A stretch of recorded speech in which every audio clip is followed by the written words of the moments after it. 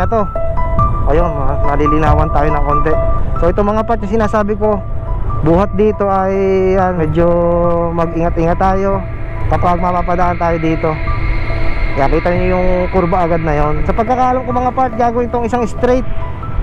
Yung tulay talaga, gagawin tong tulay na dire-diretso na papunta dun sa kabilang kabilang bahagi. Ayun hindi na tayo tataas dun mga part. Sobrang sobrang tarik dun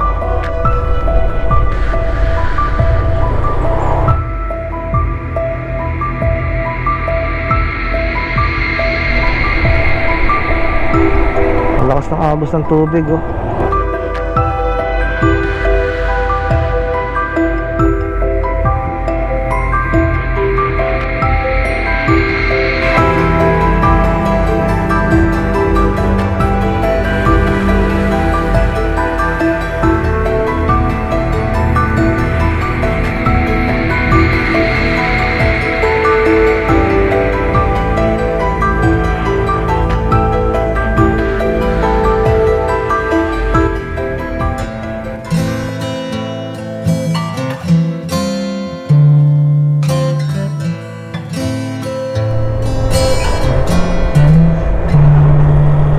Okay, hindi na tayo dumiretso dun sa palikod kasi parang babalik tayo dun sa andaan na tatagusan ay yung Barangay San Isidro.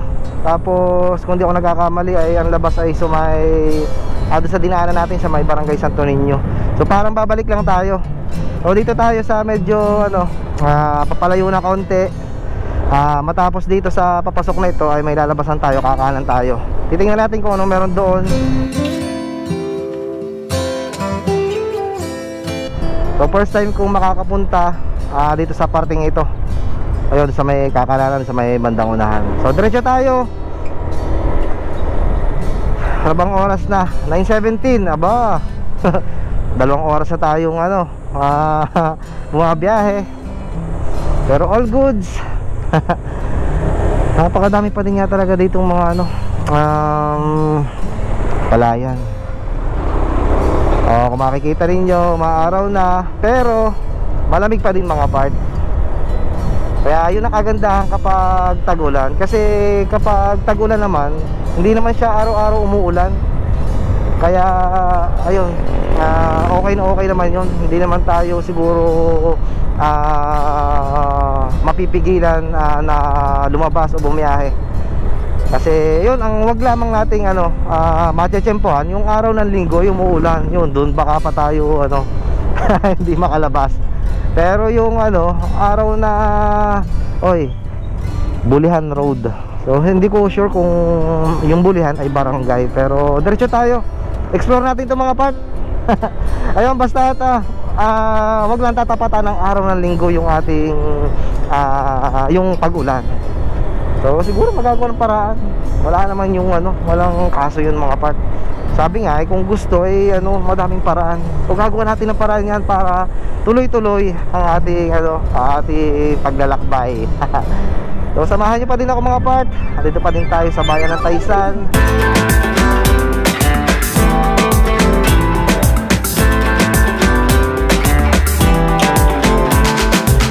Balik main road tayo mga part. Ito yung crossing na kung saan ay pinasukan natin doon sa likodan.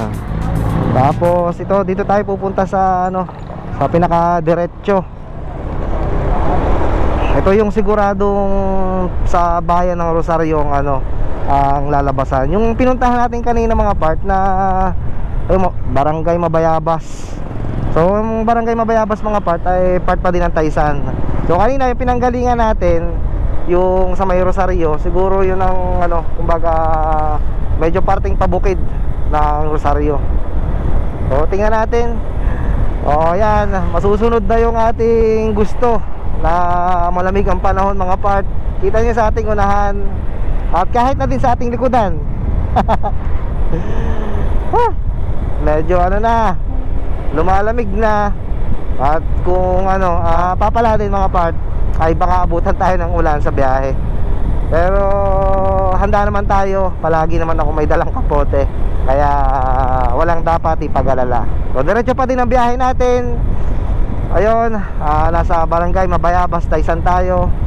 So hindi ko din alam, o ngayon ko pa lang napasok ko itong lugar na to. So first time tayo dito. Titingnan natin kung ano ang lugar na ito. Makalampas sa Tuntulay, Barangay Kumintang Ibaba. Hindi, iba yun. Kaya lang, hahanap tayo ng landmark mga part. Kung paglampas noong tulay na yon ay ibang lugar na.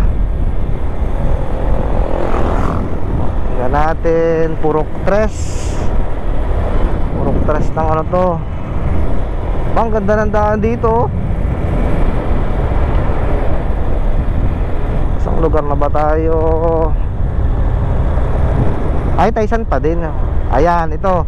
Ay, baka ito na yung boundary mga part. Oh, ito yung welcome arc ng barangay. Ay, Maalas-as. Hindi Mabayabas, iba to. Maalas-as. So thank you come again. Ay malamang Rosario ng mga part kapag umano na tayo. Ito na nga yung mga part, yung pinaka boundary ng Taysan at saka Rosario. So yung ating nadadaanan, kalimitan yung boundary ng Batangas City at saka ng Taysan. So ito yung likod na parte. So balik na tayo mga part. Ang ganda nung TP house na yun Balik na tayo at umuulan na. Okay. Naabutan tayo ng ulan dito mga part. Pero all goods. Umabot sa tapat na yon. Ay, umabot pa din dito sa parteng ito. Okay, unlock yung unlock para sa akin yung arkong yon. So yun yung boundary ng Rosario at saka ng Taysan. So paglabas natin doon ay Rosario na. So balik tayo sa ibang pagkakataon. Hihikap-hikap tayo sa sa Rosario. Tapusin lang natin tong Taysan kasi alam ko sa parteng kanluran nitong Taysan sa may unahan ay meron pa tayong hindi na dadaanan. So basta ikutin natin. Hanggat wala akong biyahe mga part sa malalayong lugar ay dito tayo utik-utikin ko lahat ng mga lugar dito na malapit sa sa bayan namin, yung mga karatig. So wala pa naman ako mga part plano na lumayo ulit kagaya ng ating ginagawa na paminsan-minsan ay lalayo tayo ng ng mga lugar para magkita nga naman ng ibang view, ibang magagandang pasyalan. So habang wala pa akong sked or pinaplano na puntahan ay ikot-ikot lang tayo dito sa Batangas mga part.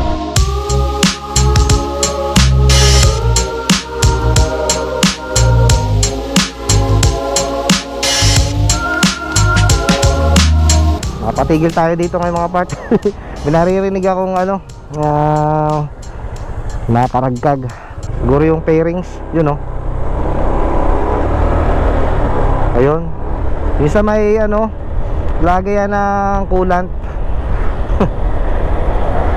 Siguro na natanggal yung inilagay kong tawag doon, yung parang pinakagoma para hindi ko maragkag. Mga part, yun Mount Banoy.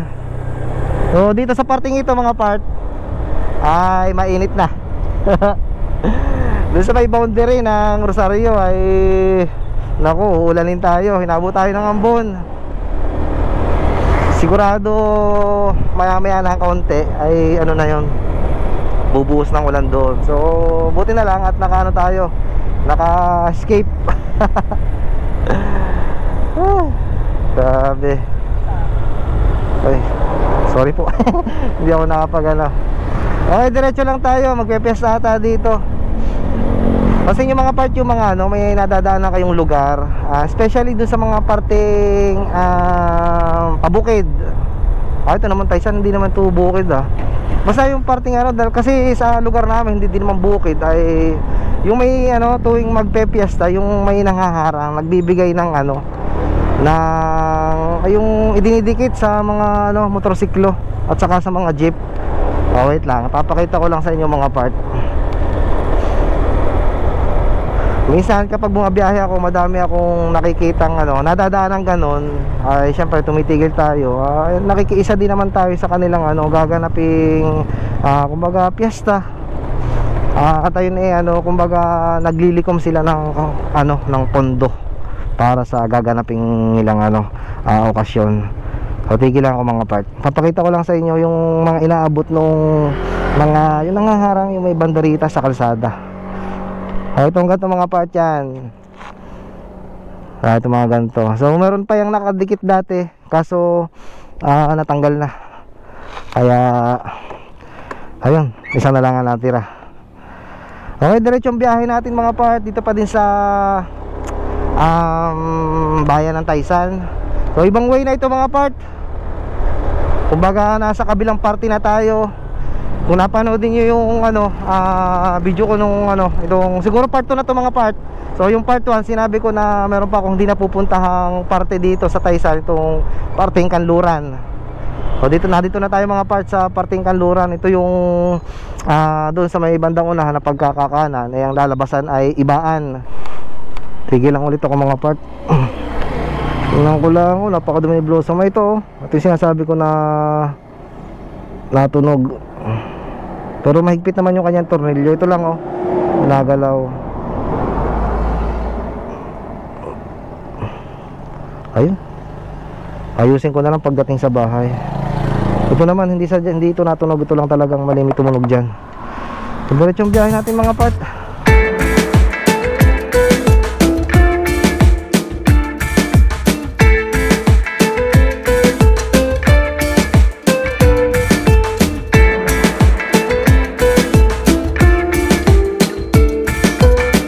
Okay, time check 9:59 ng umaga. Isang minuto na lang bago umaga, alas 10 ng umaga. This commercial break is brought to you by Daki, ang ating itik na layas. Okay, 2 bars na lang ang ating gasolina. Parang gusto ko pang mamasyal, maghikap, iba pang tawag. Kaso ay dalawa na lang ang ating bar ng gasolina. O dito may madadaanan akong gasolinahan. Try nating magpagas kahit na konti para lang masunduan tong ating ginagawa, para dire-diretso lang. Sayang ulit, dito na din tayo. So umaga-aga pa naman, 10 AM pa lang ng umaga. Kaya yun, gas muna tayo dito. Unleaded. Naku, wala, not available. Naku, hindi tayo pwede. Wala nang gasolinahan dito, yun lang alam ko. Naku, ano bang ibig sabihin nun?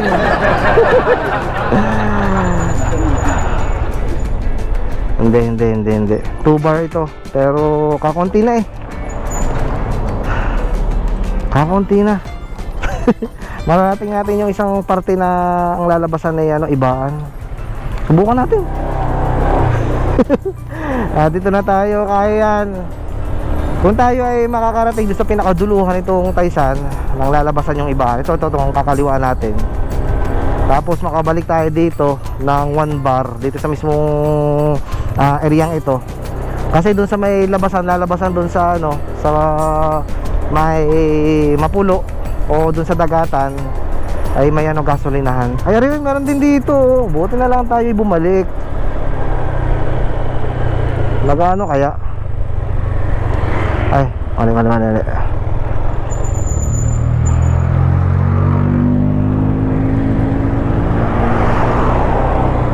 Ano kaya nagano dito? Parang wala nag-a-assist.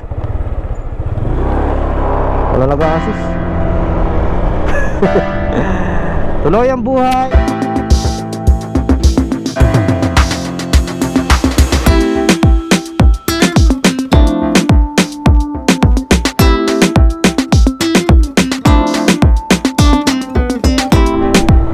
Andito tayo ngayon sa Barangay Panghayaan dito sa bayan ng Taysan. Hindi ko sure kung ito na yung huling barangay kapag lalabas tayo ng ng bayan ng Taysan papuntang Ibaan. O may madadaanan naman tayong bigyan natin. O kung sila naman ay ayun nyo. Ayun. Tingin tayo.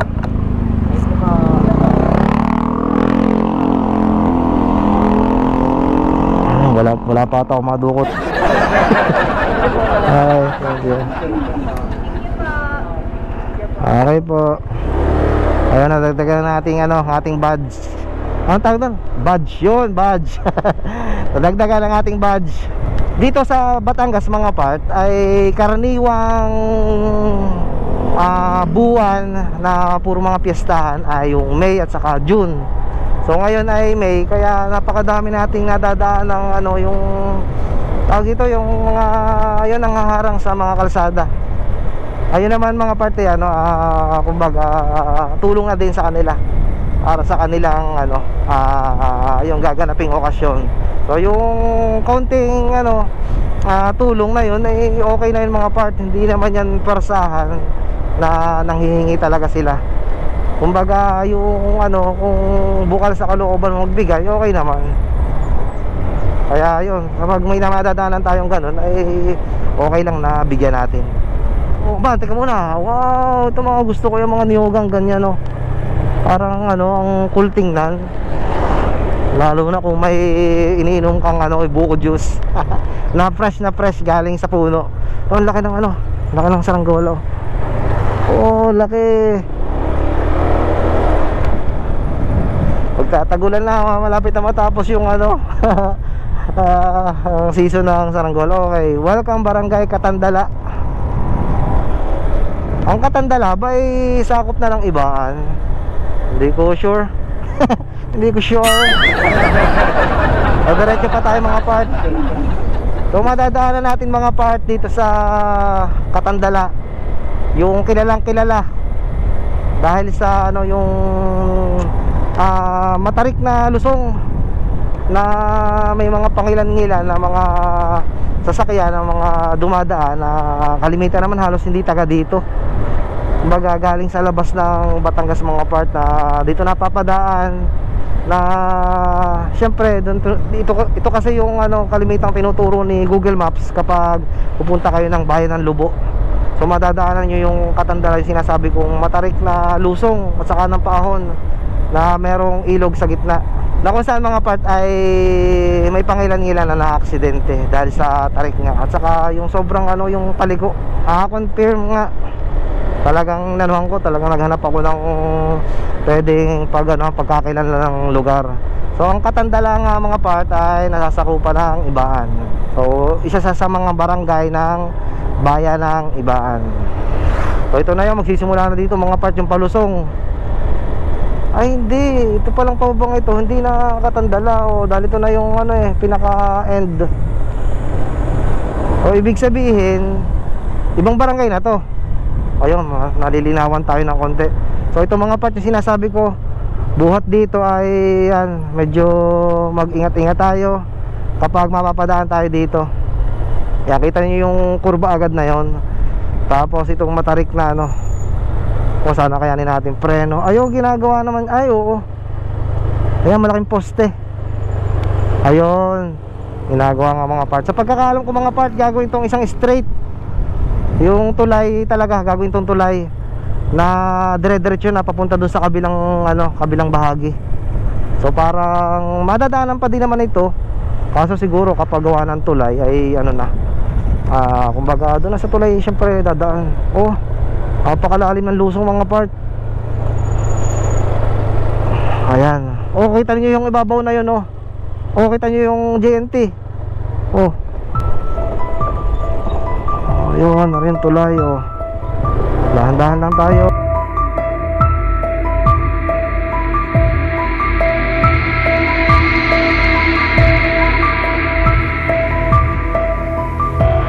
Oh. Malakas ang agos ng tubig.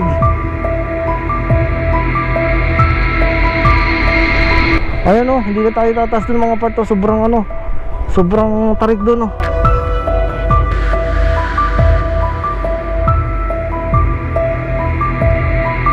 Handa kayo mga part pagka kayo ay pupunta dito.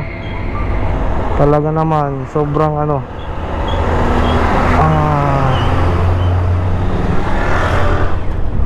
Hindi naman na ano, yung hindi man nakakatakot pero delikado. Siyempre sa mga buong loob ay ano, simple lang to. Ayun, malakas ang agos ng tubig pero hindi siya maano, hindi siya malinaw, kulay brown. Ay hindi, iba pa yung brown eh. Parang ano siya, yung maitim ang pagka brown. So yan yung ano, statwa ng ano, ng sa ibaan, Katandala. So yan pa oh. Yan yung ginagawang tulay. So mangyayari niyan, straight na lang yan diyan sa itaas. So punta nga tayo dito sa may ano, bandang taas pa para maipaliwanag ko sa inyo. Para may alam yan oh. So kung di ako nagkakamali kasi mga part, yung itaas na yan ay mula doon sa itaas ay dire-diretso na yan. Hindi na kayo iikot dyan oh. Dire-diretso na to. Ngayon tayo aahon din sa kaliwa. Dito malimit mga part, may na-aksidente. Yung galing doon sa may ibaan, yung ano, basta kikilo kasi dyan. Sisilip lang tayo mga part.